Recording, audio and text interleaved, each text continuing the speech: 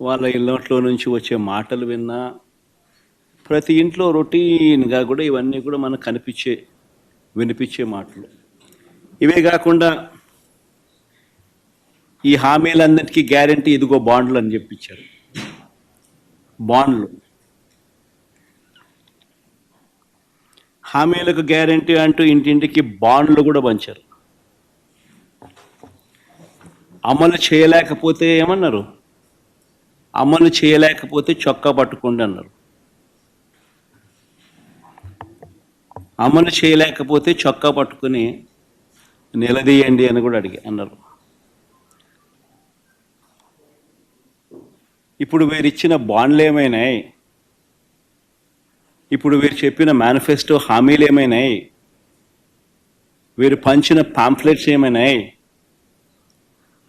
ఎవరి చొక్కా పట్టుకోవాలి?